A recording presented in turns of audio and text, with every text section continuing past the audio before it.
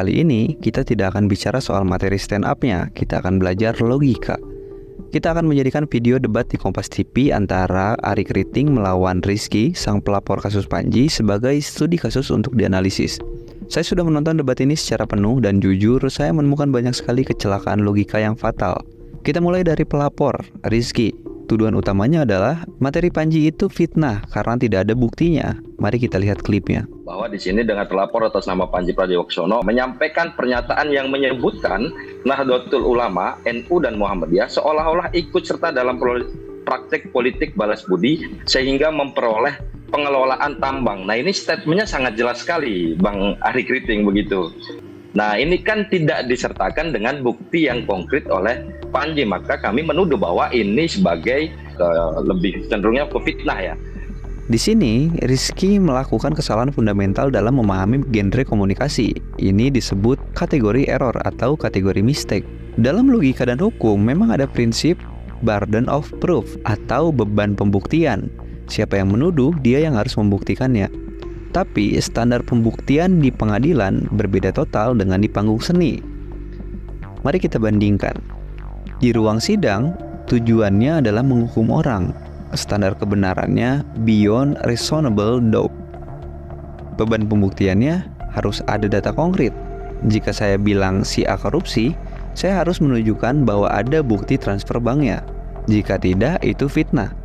Di panggung satir, di panggung komedi, tujuannya adalah kritik sosial dan diskursus. Standar kebenarannya adalah plausibility atau masuk akal dan poetic license atau lisensi puisi. Beban pembuktiannya, komika tidak perlu membawa dokumen kontrak tambang ke panggung. Beban dia hanya membuktikan bahwa premisnya berangkat dari keresahan publik yang nyata. Satir bekerja dengan mengambil gejala yang terlihat lalu membesarkannya atau hiperbola. Fakta hukum. Apakah ada bukti transfer suap? Mungkin belum tentu ada. Fakta sosial. Apakah ormas keagamaan tiba-tiba dapat izin tambang setelah pemilu? Iya, ini fakta. Panji menghubungkan fakta sosial itu dengan logika sebab akibat yang jenaka. Ini adalah opini, bukan laporan investigasi.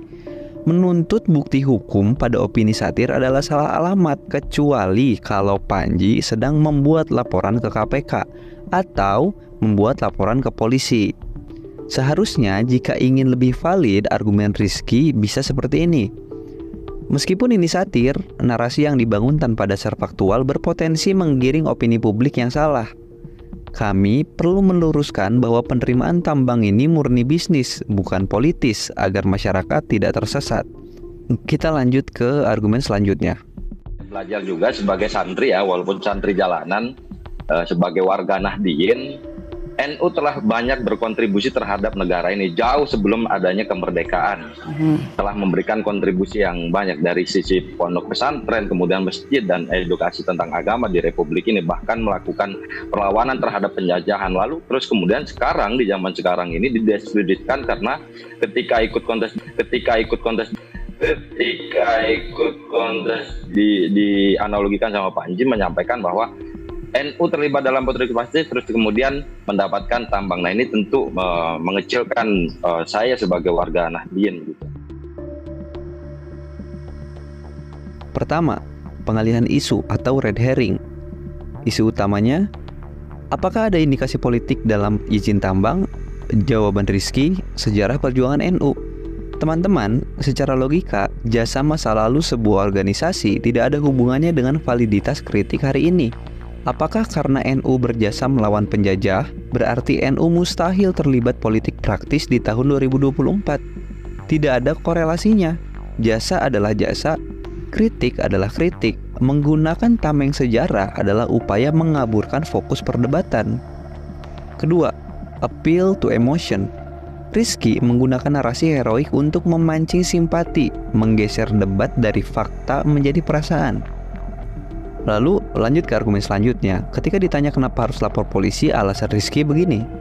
Kalau dulu mungkin nggak perlu, kalau sekarang kayaknya perlu. Soalnya media sosial sekarang ini satu device saja bisa mempengaruhi 1.000 orang, kira-kira begitu. Oke, baik. Terima kasih. Perlu banget ya. perlu banget ya Mas ya untuk memperkarakan sebuah karya seni gitu ya, perlu banget Mas. Saya tidak mempersoalkan di sananya, tapi tentu harus ada batasan-batasan ketika menyampaikan itu di ruang umum.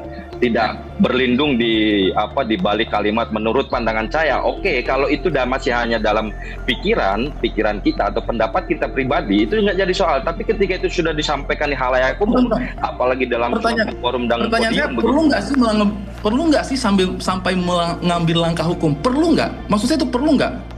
Kalau menurut saya, kalau misalnya kalau sampai nggak setuju, saya sudah melakukan itu, berarti menurut saya sudah sangat perlu ketika saya sudah melaporkan. Keperluannya itu apa gitu? Apa perlunya untuk melakukan itu? Karena menurut saya kalau sampai nggak setuju, supaya menyampaikan bahwa supaya ke depan Bang Ari, kita anak-anak muda ini diberikan edukasi yang baik begitu, tidak menjadikan bahwa apa yang disampaikan oleh Panji ini seolah-olah menggurui kita semua dan diaminkan gitu loh bahasanya dia itu.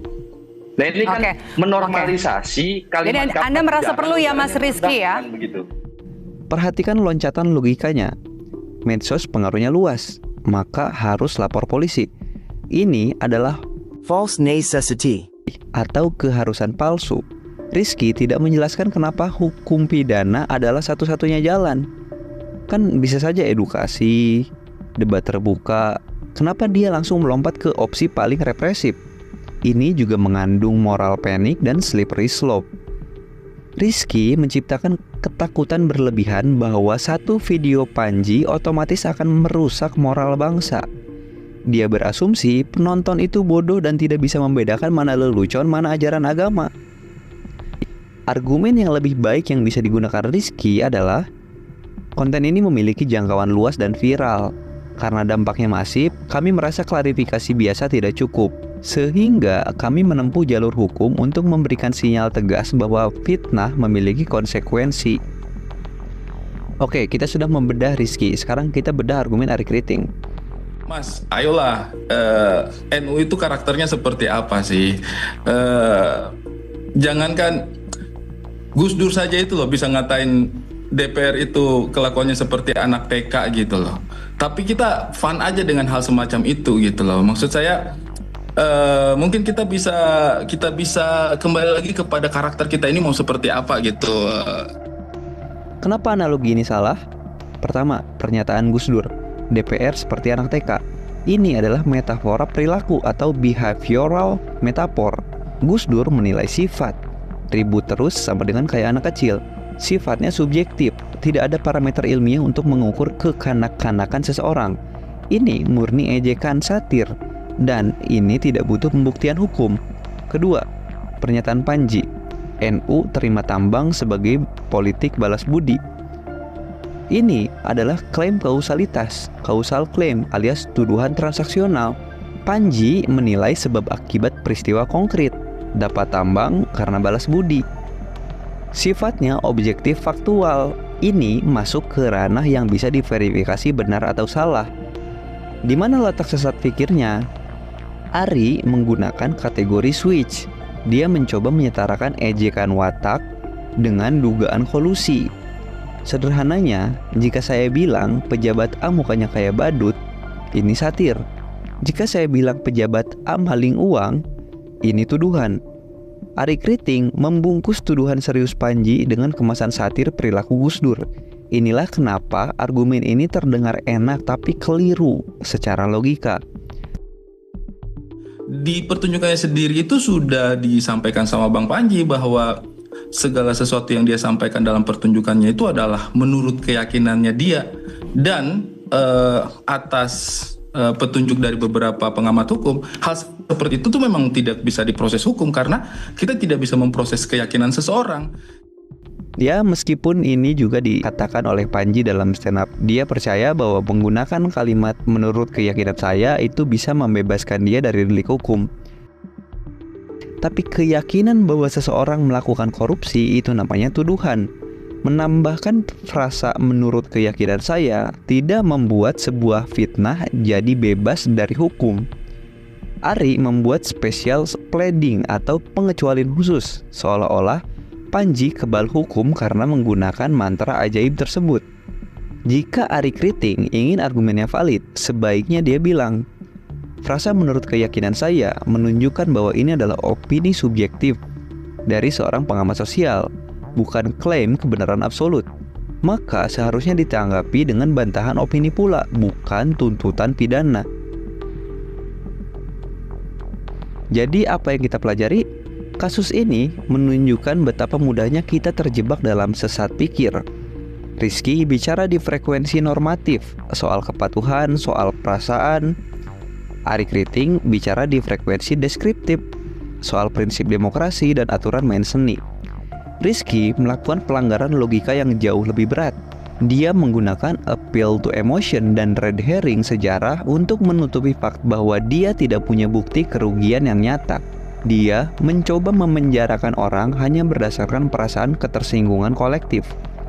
Dan teman-teman, memenjarakan orang karena perasaan adalah hal yang sangat berbahaya bagi demokrasi kita. Di sisi lain, Ari Kriting meskipun analogi Gus Durnya kurang tepat dan sedikit ada fallacy dalam pernyataan-pernyataannya, dia berdiri di prinsip yang jauh lebih kokoh, bahwa beban pembuktian dalam panggung seni tidak sama dengan di ruang sidang pidana. Pelajaran terbesar hari ini untuk kita semua, di era media sosial ini kita sering bingung membedakan antara sakit hati dan dirugikan. Sakit hati itu urusan perasaan, dirugikan itu urusan hak. Hukum diciptakan untuk melindungi kita dari kerugian, bukan untuk memanjakan perasaan. Jika setiap rasa sakit dilaporkan sebagai kerugian hukum, maka penjara akan penuh dan nalar kritis bangsa ini akan mati. Jadilah cerdas, jadilah logis. Terima kasih telah menonton Celoteh Damar. Sampai jumpa di video berikutnya.